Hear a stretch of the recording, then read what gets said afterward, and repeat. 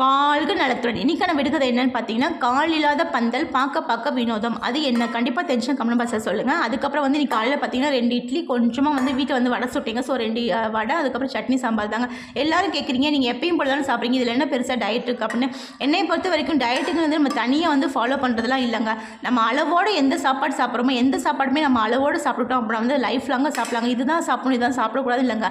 முக்கால்வாசி வந்து junk fruit, கடலை சாப்பிட்றது, இதை மட்டும் கொஞ்சம் ஓரளவுக்கு அவாய்ட் பண்ணிவிட்டு, ஜங்க் ஃப்ரூட்டை வந்து அப்படி சுத்தமாக அவாய்ட் பண்ணிவிட்டு, கடையில் வந்து என்றைக்காவது ஒரு நாள் சாப்பிட்டுட்டு நம்ம வீட்டில் சாப்பாடவே வந்து அளவோடு நம்ம சாப்பிட்டோம்னாலே வந்து நம்ம உடம்பு வந்து ரொம்ப ஹெல்த்தியாக இருக்கும்னு என்னோட நம்பிக்கைங்க. ஸோ அதை தான் நான் சொல்கிறேன்.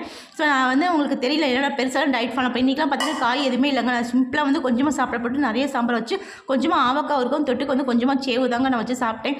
ஸோ நான் சாப்பிட்டதே வந்து நம்ம அளவோடு, இப்போ சேவுனாலுமே வந்து நிறைய சாப்பிடாம அளவோடு சாப்பிட்டனாலே நம்ம உடம்பு வந்து ஹெல்த்தியாக இருக்கும்னு என்னோட நம்பிக்கைங்க. ஸோ உங்களுக்கு இது பிடிச்சிச்சு லைக், ஷேர், சப்ஸ்கிரைப் மறக்காமல் பண்ணியிருக்காங்க. வாழ்க வளத்துடன்.